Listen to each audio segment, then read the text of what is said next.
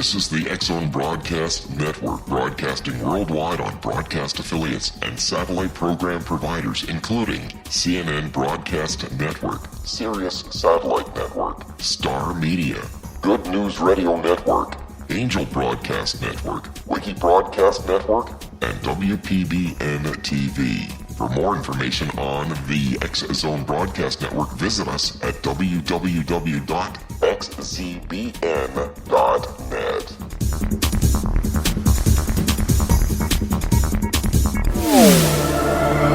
The X-Zone Radio Show with Rob McConnell is largely an opinion talk show.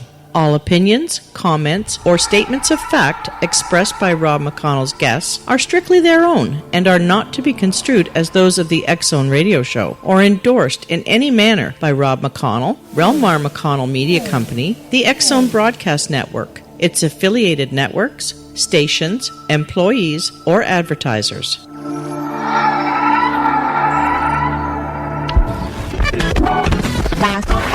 All Hit Radio.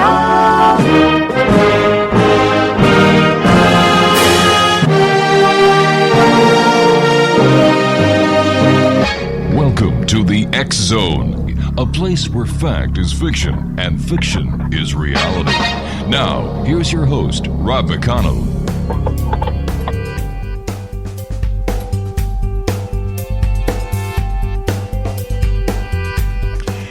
Welcome back to the X-Zone, everyone. I am Rob McConnell, and we're coming to you live and around the world on the X-Zone Broadcast Network and our worldwide affiliates. If you'd like to check us out on any of the social media sites, X-Zone Radio TV. Our radio website is xzoneradiotv.com, and our network website is xzbn.net. If you'd like to send an email, X-Zone at xzoneradiotv.com. This, you must admit, not only is the weather weird this year, but so is the political arena. Now, last night, President Trump addressed a joint session of Congress, and I must tell you, I was impressed. He, for the first time speaking out anywhere, sounded like the President of the United States.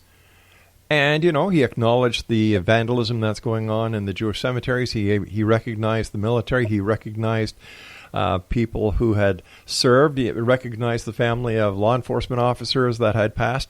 And you know what? Hats off to you, President Trump.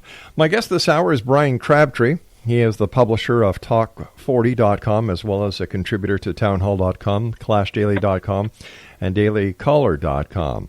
In an interview with Fox News channel, Fox and Friends, that aired last Tuesday, President Trump seemed to shrug off the claim that his predecessor, former Barack Obama, was behind the protests taking place around the country against him and other Republicans in Washington.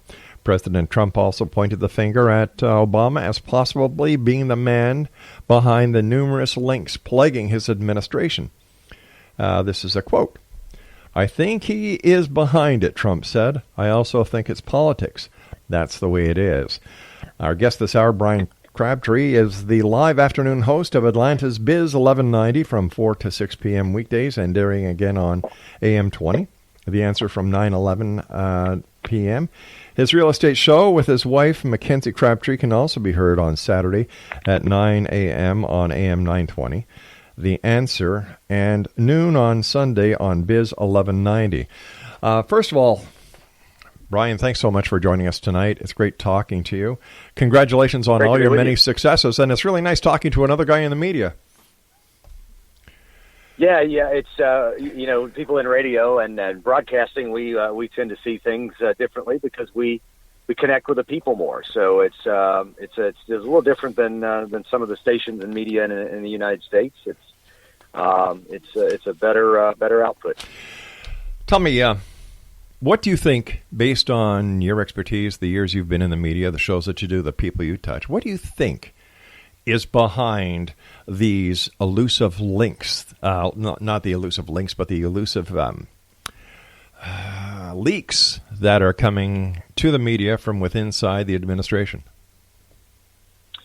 I think it's a power struggle to some extent. I don't think it's to the level the media has reported, but I think there's people jockeying for power. They see this as a great opportunity. I ran a business for many years, and the employees of that business, the same as some of Trump's officials, it doesn't matter what level you get to, they're all human, and ultimately what what they're trying to do is knock someone off the ladder so they can climb up the ladder. That's the way it works. It's human behavior, and I think it's a little out of control, but I think he'll get it contained. Some people's heads are going to end up rolling. He's going to drain the swamp, so he says.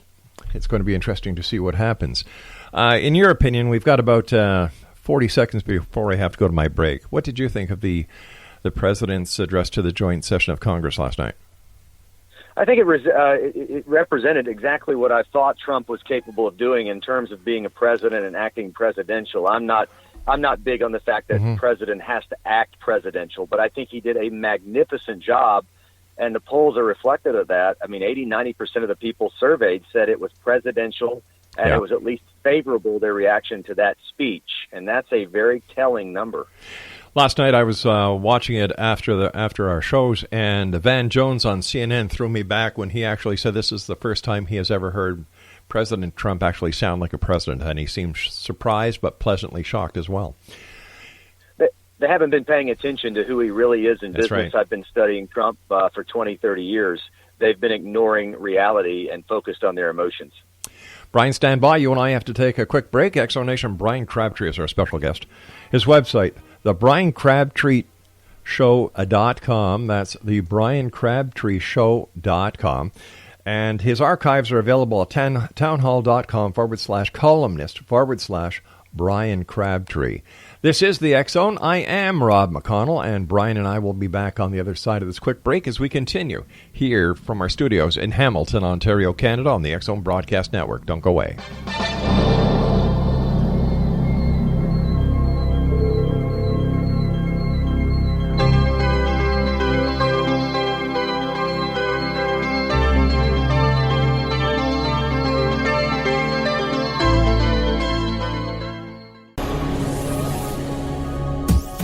This is the X Zone Broadcast Network, broadcasting worldwide on broadcast affiliates and satellite program providers, including CNN Broadcast Network, Sirius Satellite Network, Star Media, Good News Radio Network, Angel Broadcast Network, Wiki Broadcast Network, and WPBN TV. For more information on the X Zone Broadcast Network, visit us at www.xzbn.net.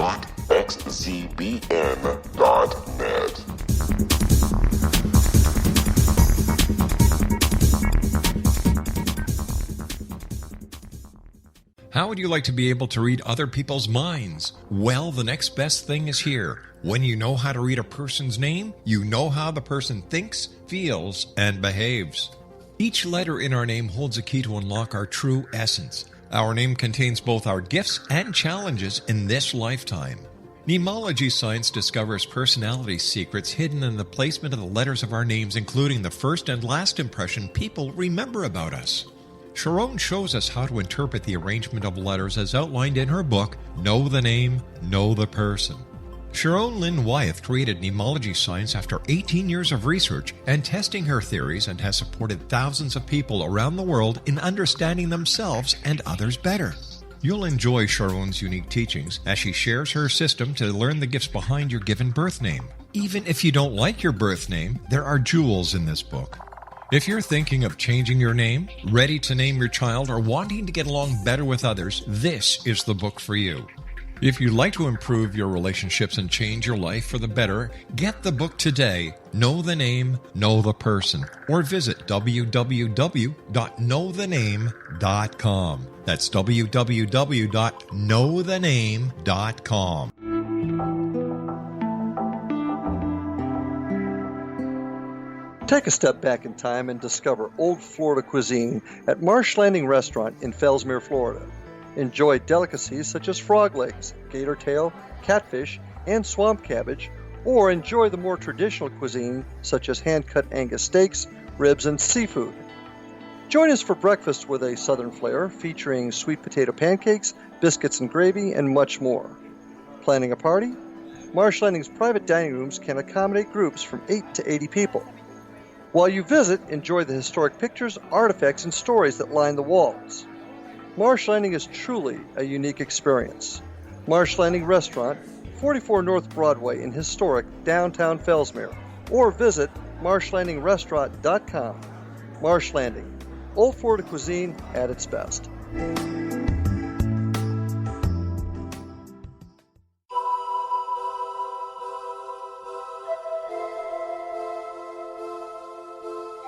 If you're a seeker, don't miss the inspiring book Shamanic Awakening, Between the Dark and the Daylight. This remarkable work chronicles shamanic counselor and indigenously trained dream decoder Sandra Cochran's 35 years of experience with diverse wisdom keepers throughout the Americas.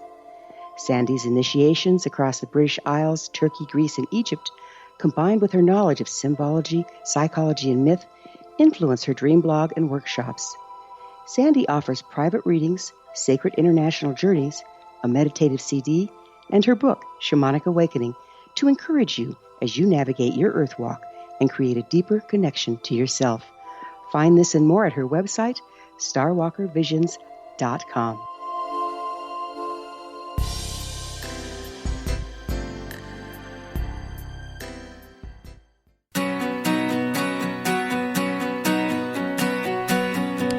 Explanation, Bryan Crabtree is our special guest this hour.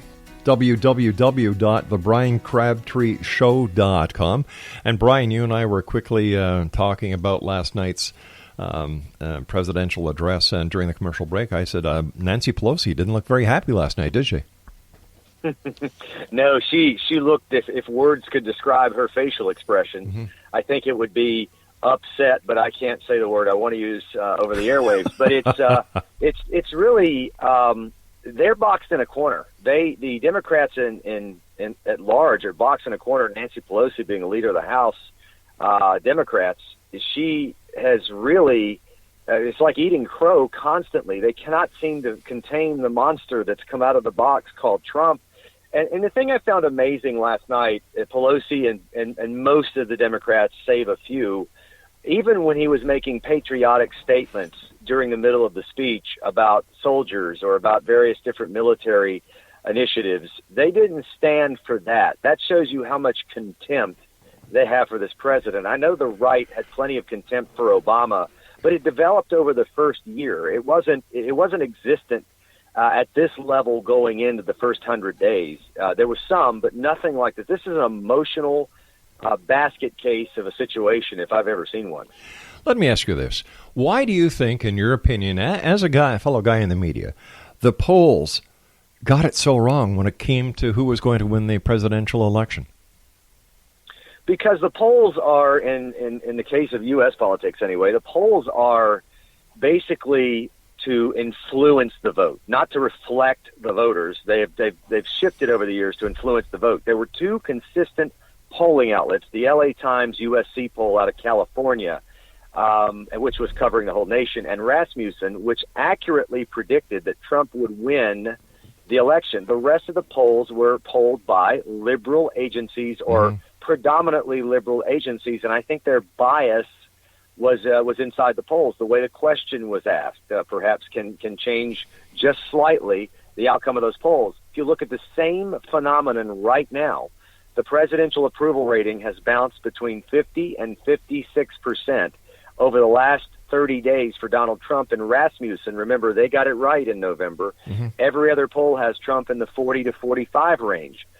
I've been saying on my radio show, I'm going to stick with the one that got the election right, and it's the same phenomenon now. All the polls say the country doesn't like him, a majority negative, and the one poll that got it right that's still in existence is saying they like him. It's still the same numbers or better. And so we've got a real problem with the way we reflect politics in our U.S. System. What's your take on President Bush starting to stick his nose into the affairs of President Trump, and for what seems to be the first time a member of the old boys club, the old president club, is actually taking jabs at the president in power? Well, the Bush family is close with the Clintons. I presume because of that nature, they're close with the Obamas as well. I think that Trump is considered an outsider. So if you are an insider but polar opposite in politics, you seem to get treated with respect. That's what you're seeing, because Trump is not part of the political class, not part of the swamp that he wants to drain, so to speak. That I think that's why you're seeing some of these establishment Republicans act like Democrats. And what Bush said really isn't that big of a deal, but I think he should probably if he's going to say something that's not positive, even if neutral, he should probably keep the same principle that he had for the 8 years of Obama, say nothing at all, because Obama was very damaging in a lot of ways to our country. And I think to step in and to do more political damage to perhaps a shift in direction is not advantageous to, if he's truly a Republican, the Republican Party. You know, in my years doing the media, I've never seen a media outlet like CNN act and treat the President of the United States with so much negativity and toxicity. Yeah, it's phenomenal. I think what you have going on there, I was talking to Jeffrey Lord, who is, and he was on my show a couple of weeks ago. He's one of the contributors at CNN, full-time contributors. And he really described it. He says, I have great relationships with all of these people at CNN. They're good people. They treat me well. He says, I think the difference, if you want to know how to understand it, is that after I'm done in D.C. sitting in on a show or in New York, I drive back to Philadelphia, just outside of Philadelphia, where I actually live, and then I interact with people there in the city, regular, everyday people. What happens, I think, with many of the media folks, especially at CNN, is they don't get amongst people. They only get amongst other media people, and what they end up doing is getting a very distorted view of what's really happening, what people are really feeling, and I think that's why they're so shocked. I think their hysteria now, after the Trump inauguration, is reflective of their embarrassment of getting it so wrong. And so they're trying to manifest, I told you so, look how bad he's turned out, look how bad he is, because they're emotionally overwhelmed. And I think it's really a psychological event going on in the hysterical side of the media. And in what I would say is 5 to 10% of the country, seems like more than that, that's really acting out in very petulant and childish ways. I think this is about trying to be right because they're so embarrassed and so shocked because their expectations was that Trump had no possibility of winning.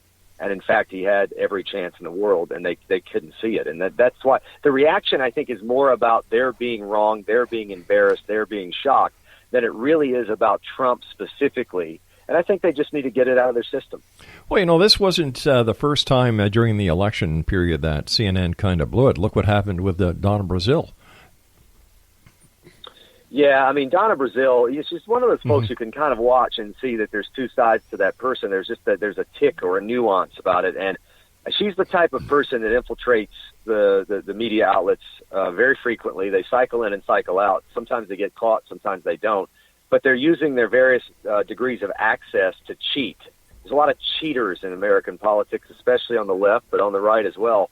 I will give CNN some credit there, though. No matter how they're covering the president, they did tell her that she was no longer welcome there. That's true. Because I do think at the end of the day, CNN does want to believe they are a journalistic organization. And to some extent, I guess they are if you're able to unpack what they do with their opinion hosts in the evening and just look at purebred news coverage. They do okay. Yeah. Fox is the same way. Fox generally is a great journalistic outlet, but a lot of people get a tainted view of Fox News because from 7 o'clock till midnight, 1 o'clock in the morning, it's all opinion, and that's when most people watch. But if you really unpack their journalism, Fox News does a pretty good job as well. Exonation, Bryan Crabtree is our special guest this hour, and we're talking to Bryan about, well, a little bit of this and a little bit of that, but mostly about President, I nearly said Obama, my God, President Trump, and what has been going on. Now, tell me, is there proof of a shadow presidency? Proof of a shadow presidency, you mean in terms of Obama or in terms of what's happening with Trump? Let's take Obama first, and then let's go to Trump. Okay, well, I think what's happening with Obama at this point is that you have a lot of people in Obama's administration who were, in a sense, deviant. I don't think Obama's a bad person, and I think what happened there is there was two different presidents occurring at the same time. You had Obama and what he said and what he was told, and he's a very naive leader. He had no leadership experience at all other than running and getting elected in the state Senate of Illinois and then the Senate in the U.S. Senate. And when he came to the White House, he had no leadership experience. He'd never been a CEO, never run, never managed anything. So he picked ideologues and in some cases political hacks to be his key people. And they had an agenda that wasn't all his. And so they acted out on it. So a lot of what was projected on or was tagged to Obama was a result of some really bad choices he made in people. That's I think, the Obama situation. When you come to What is Obama doing now? I think Obama has been resting. I think Obama is having some conversations that are antithetical to Trump's interests, and that may be perpetuating the comment that Trump made recently that Obama may be behind some of this, but that's just politics. And then in terms of what's really happening is the operatives that are deployed, the Obama Loyalists, are at every level of the federal government. They're bureaucrats, and they're typically liberal anyway, so they naturally align with Obama. Many are loyalists to Obama specifically, and they're actively attempting to sabotage Trump. I predicted this would happen, and it's not really surprising me. Trump's got to figure out how to get the political ideologues that are in non-political positions out of the government, and that will fix a lot of the problems in the U.S. government. That's really, I think, how it stacks up now, and I don't know if he gets that yet. I don't know. I think some of us, that may be the weakness he has because of his being a businessman and not a politician, but I think he's the type of person, if he doesn't know it, he's going to get it, because that's the way he's always been. If you study the man for 20 years, he figures it out much more quickly than most. Do you think Bannon holds more authority than a lot of people think he does, or is Bannon actually under Trump? And why is Trump giving him so much authority and putting him in so many places where any other president would not have put a person with Bannon's job description in these high-level places?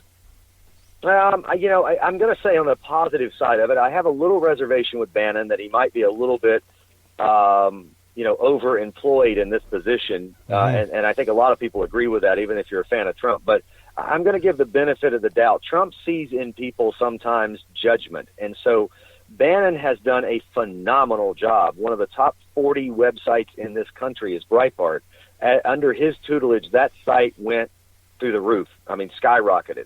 So when it comes to what Trump really needs is have a powerhouse of messaging. He himself, he's very good at it.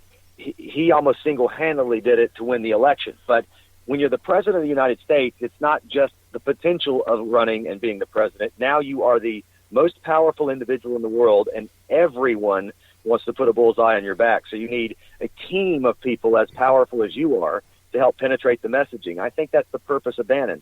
Does he have influence? Yes, but if you study Trump, you'll know one thing. Trump will listen. He will acknowledge you.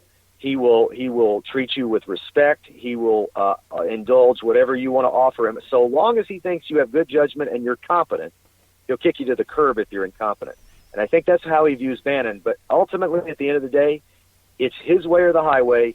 He's going to make the decision, and a lot of times that decision is going to be the opposite of what you suggested. So I don't think Bannon has the kind of influence that we are suggesting he has. It appears that way, but Trump is a guy that will make his own decisions. Rest assured, that's what's happening. President Trump and his team are apparently preparing a new travel ban. How do you think this one is going to work?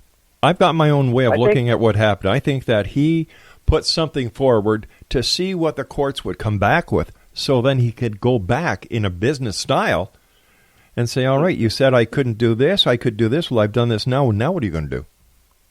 Well, everything Trump does is always extreme. So if you think about it, we're going to build a wall, we're going to deport everybody, we're going to have a Muslim ban. I mean, all of these things, it's a shock and awe of the crowd. And he knows that there's a populism in the country that actually believes in that stuff. At the end of the day, I've always said the most disappointed people for Donald Trump over the 4 years or 8 years he serves are going to be the people that are most his supporters who are far to the right, because he's not going to be as far right as people think. So absolutely, it's the Art of the Deal 101, the book from the 80s. You state something completely out there in left field that's way more than you know you're going to get, so that at the end of the day you get exactly what you want. And I think that's what he did. I don't think he did it that way with the original ban as a structure on purpose, but I think when he's sitting and staring at the possibility of battling in the court for a couple of years, taking it to the Supreme Court, versus figuring out what really was the flaw in the original executive order, their arguments are going to be used against them, I can guarantee you, in the next travel ban, because he's going to box them into the corner just like he has the entire Democrat Party. And it's going to be harder to battle this one in court. All right, stand by, Brian. You and I have to take our news break here. Exonation, Bryan Crabtree is our special guest, www.thebryancrabtreeshow.com. And you can follow Brian on Twitter at Bryan Crabtree. We'll be back on the other side of this break. Whatever you do, don't go away.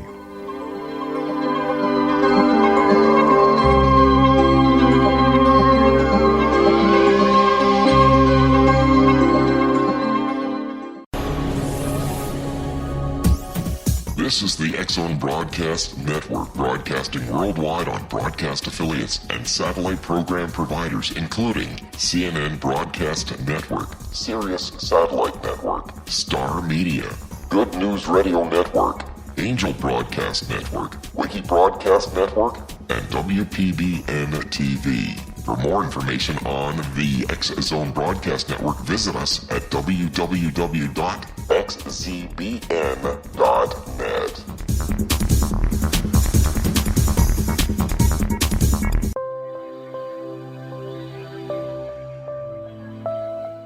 There's a legend shared by many indigenous cultures of a time when the nations were cast to the four corners of the world. Each nation was given a body of sacred knowledge that held a different portion of the truth to preserve. True reality could not be known until all the nations reunited, combining the information. If a single one was missing, the world could not be reborn and darkness would prevail. The Science of Magic Radio is dedicated to reuniting the sacred knowledge. With the understanding, none of us has all the answers, but together we can open new perceptions and possibilities. Through our combined vision, the world can be reborn into a place where darkness no longer prevails. Join me, Gwilda Wiyaka, and the Science of Magic daily on the X-Zone Broadcast Network, xzbn.net, or visit us at thescienceofmagic.net.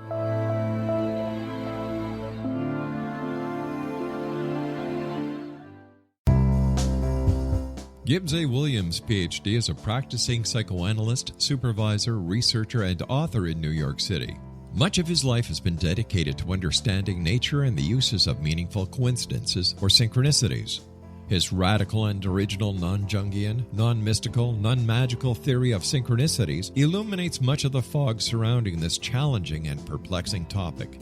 His ideas and manners are fresh, presented in a style that is both entertaining and highly informative. He is also an expert on crisis intervention, specially focused on violence reduction for the police and citizens, mastering anxiety, frustration, and stress without the use of medication, and effectively preventing and treating heroin addiction. Dr. Williams can be contacted at his email address at gwwilliamsny11@aol.com or visit his website at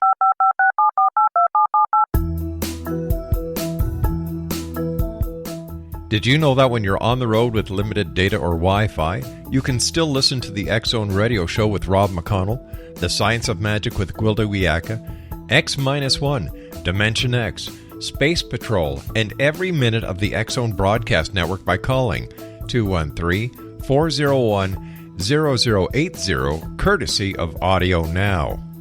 No smartphone, app, or internet needed. It saves your data plan, and it's free if you have unlimited minutes. Call 213-401-0080 to listen on any phone, anytime, anywhere. Remember 213-401-0080 for the best of the paranormal, parapsychology, and sci-fi radio programming anywhere, 24/7, 365.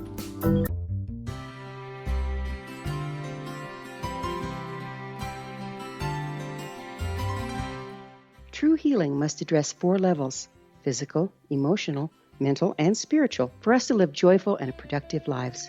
We tend to treat 3 of the 4, leaving the spiritual languishing. If you're tired of the same dysfunctional patterns cropping up in your life, Soul Balancing is for you.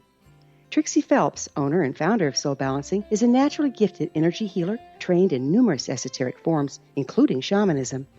Trixie has created a powerful modality that safely and effectively clears your energetic field. A soul balancing session can remove interference, heal trauma, and restore your hope. Contact Trixie for a life-changing long-distance session today. www.soulbalancing.world.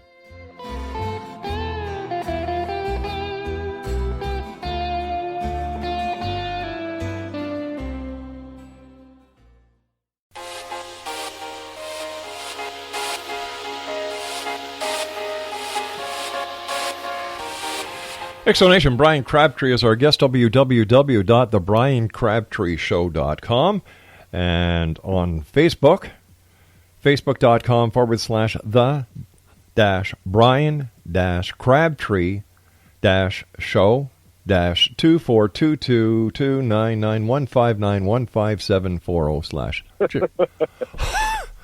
And by the way, Exo Nation, That's right. Bryan is spelled B-R-Y-A-N, not B-R-I-A-N. So there you go. Oh, thanks very much for being with us, Bryan. Great getting your perspective. Another topic that people want to know more about is there a connection between President Trump's electoral win and a connection to Russia and Russia hacking and being an influence within the United States electoral system? Well, the short answer is no, not specifically. Indirectly, yes, because Russia, unfortunately, and I say this very unfortunately, did for America what the media in America has been unwilling to do for at least 2 decades, which is journalism, getting to the bottom of what the truth is about every candidate. The biggest problem in our media is that they always bash the right, but they don't go as harsh after the left.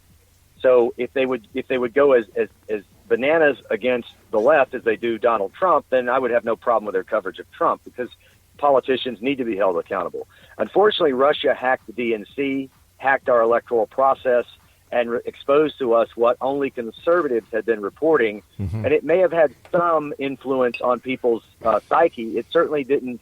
It didn't manipulate the election, because the truth is the only thing that manipulated this election. Hillary Clinton had some serious scandals in her history, the biggest of which was actual deals that were very, very bad for the United States with Russia. And I won't go bore you with all of that, but there were so many details of where she traded.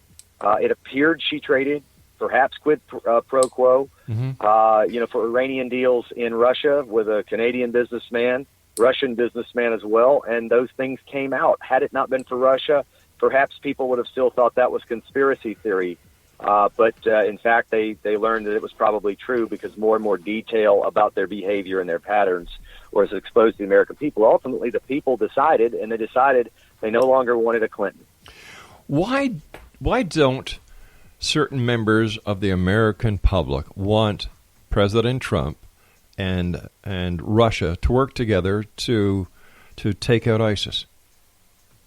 Well, there's 2 ways to answer that question, and I think it requires both answers. First, the American people, to some degree, have an ignorance, and it's on both sides of the aisle. It's not just Democrats. On both sides of the aisle, there's an ignorance, because when you align with people and you follow people and not the issues independently and specifically, you tend to become more ignorant about the issues, and so you just go with whatever the people tell you to do.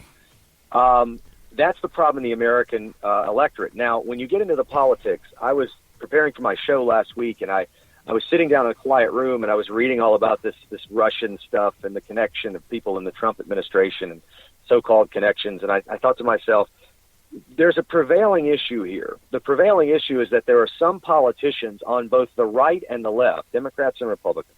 They don't want us to get along with Russia. And for about 20 minutes, I sat with the question, talking to myself. If you'd heard me, you thought I was crazy. Why do some of these politicians not want us to get along with Russia? Your very question. I couldn't have answered if it had been a spur-of-the-moment question, because I've given it great thought. It's real simple. People like John McCain and Lindsey Graham and some of the others that are for disputes continuing with Russia, their power comes greatly from the military spending complex. Defense contractors, big military defense budget items, they get their donations from those people that empower their campaigns, or their support comes indirectly from political action committees funded by those groups. And so they need chaos between America and Russia. They need it in order to maintain their control and their power. If they don't stop it, they will have failed for these big defense companies, and they will no longer have the money to stay in office, because it's only the money. I mean, think about it. John McCain is a good example. He outspent Kelly Ward, who primaried him, another Republican, 10-1, $10 million in that race in the primary for Republican Senate of Arizona, and he only won 51-40. Imagine if she had an equal fund, she could have beaten him. That's why we need disruption between U.S. and Russia, because people like John McCain get power from it. Whatever happened to Kellyanne Conway? I don't hear or see her anymore at any of the news conferences making any statements. Has she been put to the side because she inadvertently promoted a Trump brand? Well, I think they take a break when things like that happen. Sometimes they take a break, and then if the thing spirals further, they resign or they leave.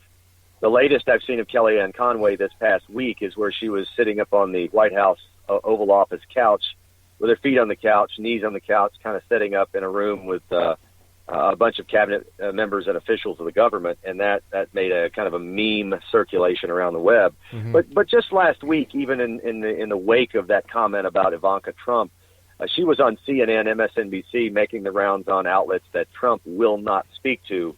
And so I think that's kind of the role that she's in now, is going to the outlets as a top official or advisor in the Trump administration that Trump has basically boycotted. What do you think about President Trump not going to the White House Correspondents' Dinner? I think a lot of these things, the incessant clapping after every statement the president makes last evening in the address to Congress, the formality of such things.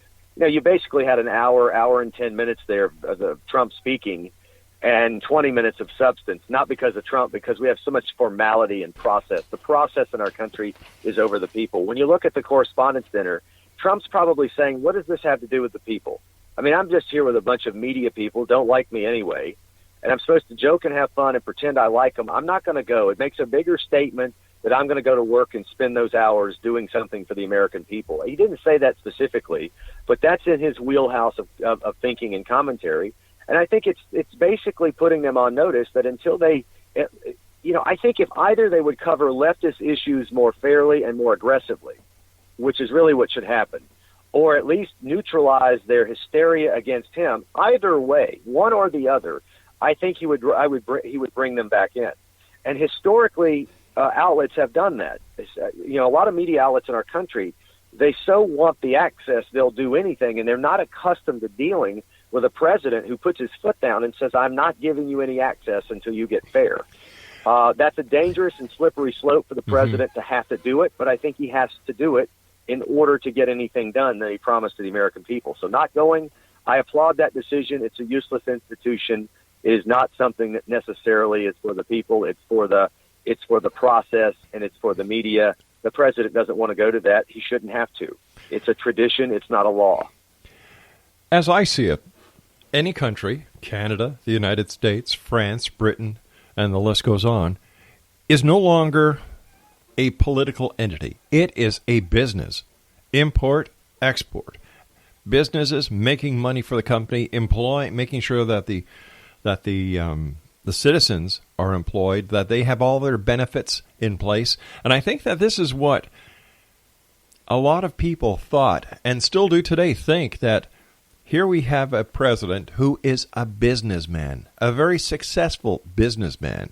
If anyone can turn around the United States to make it great again, it is Donald Trump. And I think the political arena in Washington is really upset with this, because it's not the politicians anymore that run the country, it's we the people. Yeah, that's what happened. This was the biggest power grab of establishment politics that's ever occurred since the revolution of our country and the Constitution, literally. In fact, Republicans have more power in our country than they've ever had since the beginning of the Republican Party, and the power in the House and Senate hasn't been this strong since the 1920s. So you have the people in charge, at least for now, and Trump's supposed to be the champion of the people, and I think he probably will be. He will shock and awe people, I think, in a positive way, both economically and with trade. There's this belief, however, in Washington that we've got to be friends and buddies with all of these other countries, and we can't do any of these things. We've got to keep laying down and being the world's doormat. I don't think that's true. I think you can be an ally with Canada, an ally with France, an ally with Mexico. You can support each other where it's mutually beneficial, but at times you've got to battle in terms of, yes, it's a business. You're running a business, and we need to win in that regard, and it makes everybody better, and that's ultimately a good thing. Washington is caught in a bit of a mess. Washington is big and bloated because our country is a mess, period. Our country, culturally, politically, economically, fiscally is a mess. Let's just call it what it is. And while things are a mess, government can keep getting bigger, and people in government have more power. If Trump fixes it, we don't need half those people. That's why they're so upset, because if Trump fixes even half of the stuff he's talking about, so many people in Washington will become instantly irrelevant. It's only when the country's in chaos that big government needs to step in and be big government. That's the real issue here, and they know it's an existential threat to their future, either politically or in terms of being a government bureaucrat. The amount of money that he's going to be putting into the military budget has shocked a lot of people. The fact that he's giving more power and putting more money into law enforcement is shocking a lot of people. And yet you have other people who voted for Trump are shocked that he's not building the wall, that Obamacare hasn't been repealed yet.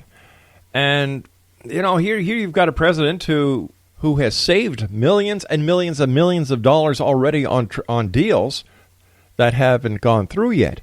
So where should the American public look towards the achievements of the president that you foresee that will be coming through in the near future? Well, some of this is the fault of the media that we don't see what Trump has done. Trump is going through the biggest deregulation process that we've ever seen in terms of where he has power. He has executive power to force his employees, 2 million of them in the federal government and in the agencies, to stop the deregulation state or the authoritarian state that we have here. The rule that says if you need a new regulation, I'm not going to stop you, but you're going to repeal 2 others that you have in your agency, I think is brilliant because it sounds like something I would have done running my business, and I know it's probably how he does it running his business. I always dehired the bottom 10%. The people who were performing at the bottom 10%, out you go. Yeah. More people come in. The top people. We don't in government. So when you look at that, that's very positive. What Donald Trump is ultimately doing, I'll give an example of something small, but it's also big, sex trafficking. There's 30 million slaves around the world. Donald Trump's forces rounded up in the last 30 days 1,500 sex traffickers in our country. By contrast, in 2014, there were only 400 rounded up the entire year. So Trump and his initiatives are already working in some smaller levels, and the business community, the stock market, sees the optimism, sees the horizon optimistically. That's why the Dow's now flirting above and below 21,000, when 20,000 was the big story back in November and December. Stand by, my friend. You and I have to take our final break. Exonation, Bryan Crabtree is our special guest. I'm just going to give his website because the others are a little too complicated.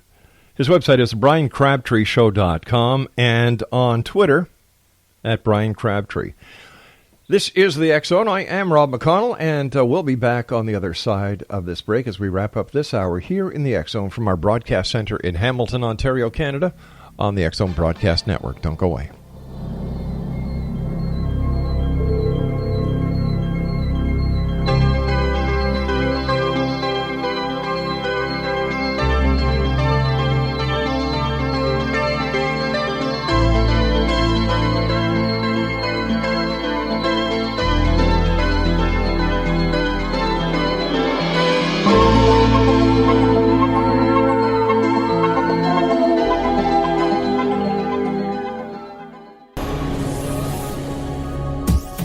This is the X Zone Broadcast Network, broadcasting worldwide on broadcast affiliates and satellite program providers, including CNN Broadcast Network, Sirius Satellite Network, Star Media, Good News Radio Network, Angel Broadcast Network, Wiki Broadcast Network, and WPBN TV. For more information on the X Zone Broadcast Network, visit us at www.xzbn.net.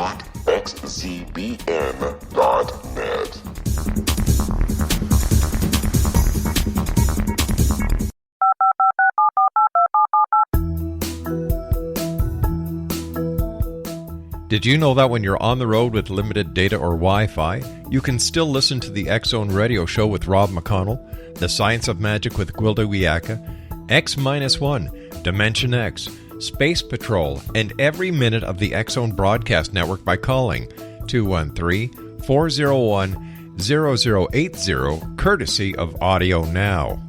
No smartphone, app, or internet needed. It saves your data plan, and it's free if you have unlimited minutes. Call 213-401-0080 to listen on any phone, anytime, anywhere. Remember 213-401-0080 for the best of the paranormal, parapsychology, and sci-fi radio programming anywhere, 24/7, 365.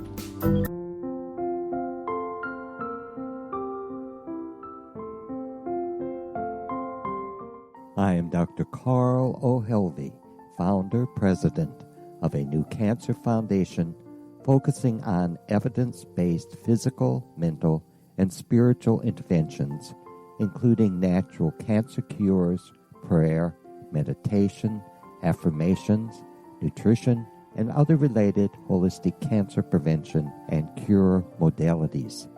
These are used in cancer education, research, and financing care. I ask for your help to continue this important work by donating at www.holisticcancerfoundation.com.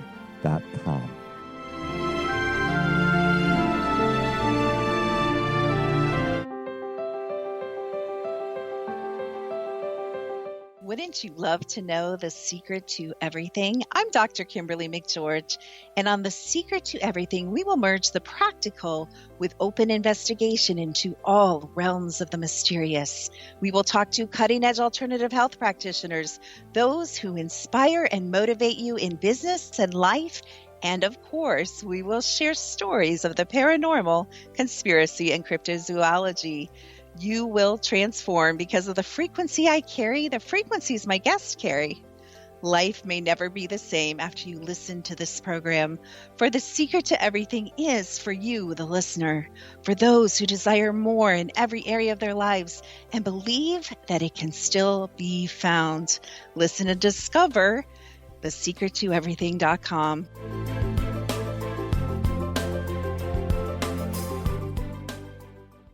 Little children aren't the only ones afraid of the dark. Millions of soldiers return from war zones with PTSD, anger, frustration, fear, and loneliness, much of which surfaces during the darkness of the night. You have the chance to change the lives of these American heroes. Songs and Stories for Soldiers.us provides free MP3 players for these men and women. With a list of 3 million songs in 16 different styles, 100,000 audiobooks, and 30,000 old-time radio programs, every veteran can find something to soothe and comfort them at no cost. All our players contain an 8-hour audio program designed to help veterans fall asleep. With 1,500 plus vets now participating, it's our goal to deliver 10,000 audio players this year. Go to our website at songsandstoriesforsoldiers.us. Help us help a veteran make it through the night.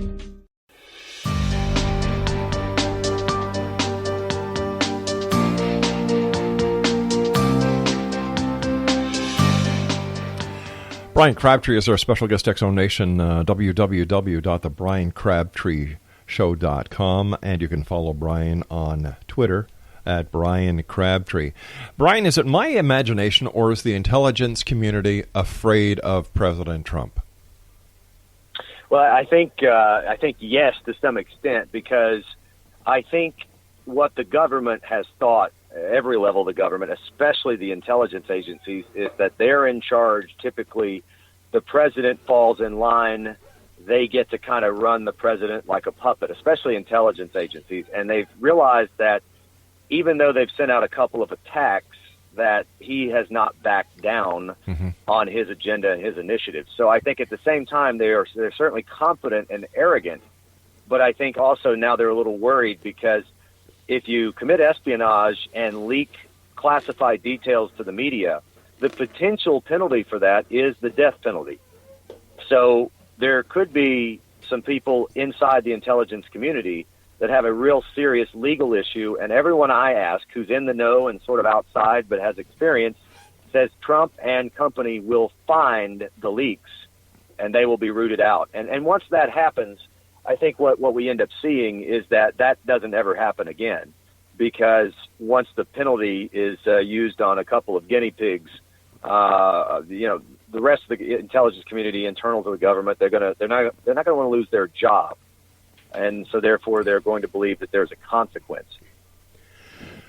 What about all these rumors about fake news? What's your take on that? Or I shouldn't have said rumors. I shouldn't have said rumors. What about all this airplay about fake news? Well, I don't necessarily think that there is indeed in the mainstream media fake news. I think it's highly unbalanced news.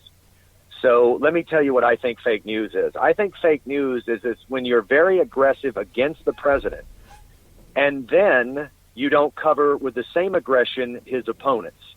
If you're real aggressive against the president, you're a little over the top, you embellish things a little bit, and you make them respond to it and set the record straight on one side of the political aisle, that in of itself isn't really fake news if you do it on the other side of the aisle in the same context. But when you're only giving the pressure to one side, in this case Donald Trump, and then you're not giving the same intent and intensity to the other side, I think it becomes fake news because it misleads the viewers, the listeners, the readers of that content. Now, true fake news extends out of the fact that you've got a lot of outlets in the country that are web outlets, that are social media and YouTube outlets, and they're just reporting outright false information, no factual basis whatsoever. That's true, pure fake news. But that manifests itself just as, in some cases, even worse in the mainstream media when it's one-sided, because if people trust or believe that this is a credible source and they're peddling a one-sided view, that's worse than completely distorted, absent and devoid of truth fact, or information. It wouldn't be facts. That's even worse than that because then people believe it. Yeah. There certainly is a lot going on these days. President Trump's, he hasn't been in power yet 100 days, has he? No.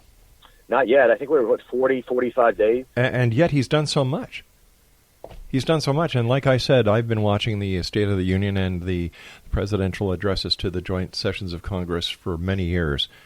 And I was really impressed with him last night. Really impressed. And, I've got to tell you something, Brian. My heart went out to one person there last night, and that was Nancy Pelosi. She shouldn't have gone. She should have stayed home.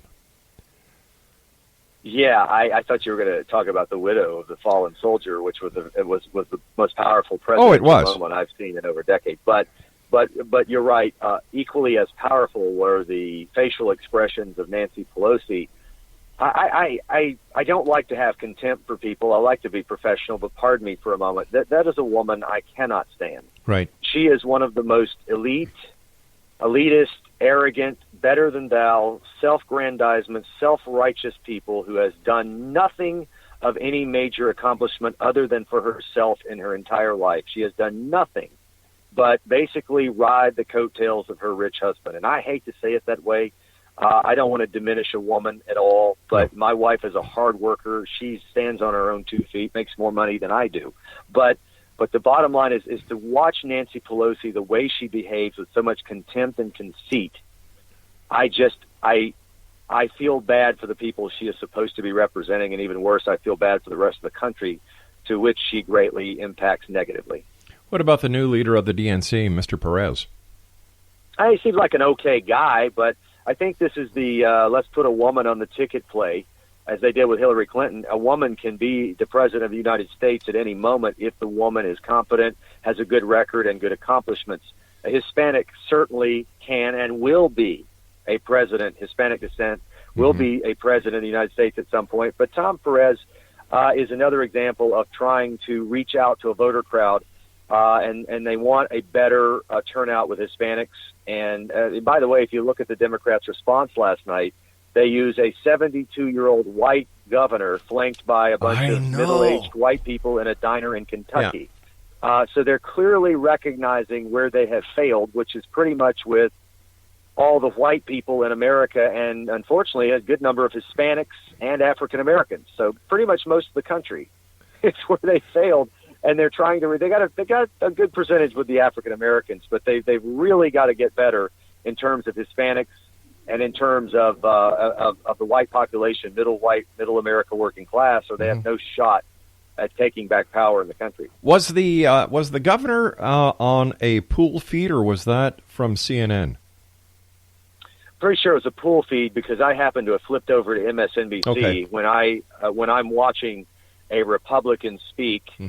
I tend to go to the network that might be most disadvantageous to the Republican. Vice versa, if it's a Democrat speaking, I would go to Fox. I want to hear the other side's view, so to speak, and I want to I don't want it to shape my view, but I want to hear what people are saying. So I was watching MSNBC when that happened. I watched it and I thought it was strictly something CNN had done, which to me made sense at that point. But so I just want to finish off with one thing. This topic of Gold Star fathers. Now, my heart bleeds for the family who lost that Marine in the, what do we call it, the operation a couple of weeks ago. My heart goes out to them. However, do you think any political party should use that type of loss as a way to try and better the party by saying, look what happened when the president sent in the SEALs, this, that, and the other thing, and basically claimed it to be a lost mission? Now, the way I look at it... Pardon? I mean, there are thousands dead under Obama. I'll let you finish. Yeah. I'm sorry to interrupt. No, I was just going to say, how many cops get killed every day? And nobody seems to give a care about the cops. But, well, is that the police chief's fault if the cop gets killed? Very rarely. It's usually the criminal. Is it the mayor's fault?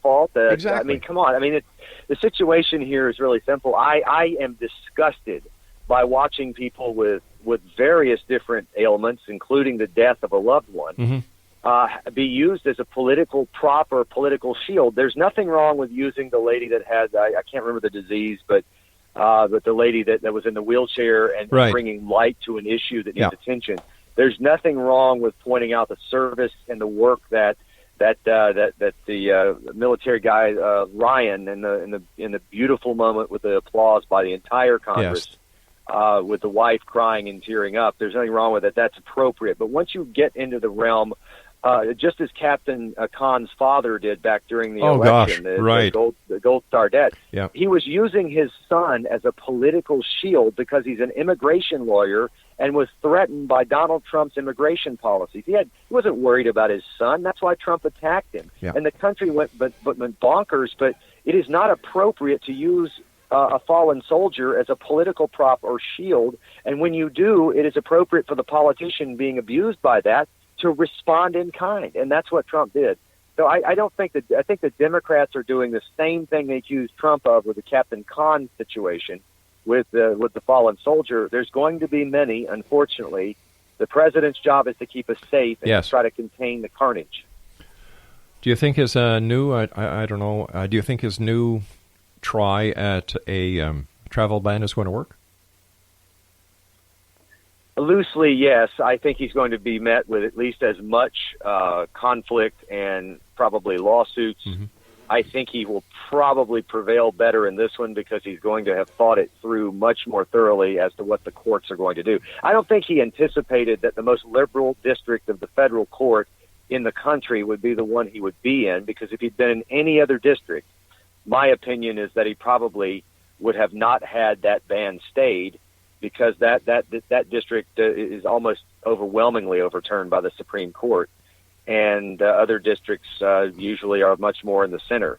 That is a very they're trying to legislate from the bench out there, and that's why it went into that court, and he got outplayed, at least for that moment. I don't think he will be this time. Hey, listen, Brian, I know you've got to run off to a TV gig. I want to thank you so much for joining us. Thanks for sticking by and sharing your insight. Love to have you back on in the future. You've got an open door invitation here. Once again, great to be with you. Would love to. All right, thank you so much. Regards to your wife. Congratulations on all your ventures, your radio shows, your columns, everything. Man, you deserve it. And I look forward to the next time we meet here in the X Zone. Thank you so much. Take care, Brian. X Zone Nation, my guest this hour has been Bryan Crabtree. What a guy. Now, if you'd like to find out more about Bryan, his website is thebryancrabtreeshow.com. That's www.thebryancrabtreeshow.com. And you can follow Bryan on Twitter at Bryan Crabtree. And Bryan is Bryan. I'll be back on the other side of this break with the news at the top of the hour as we continue right here in the X Zone from our broadcast center in Hamilton, Ontario, Canada.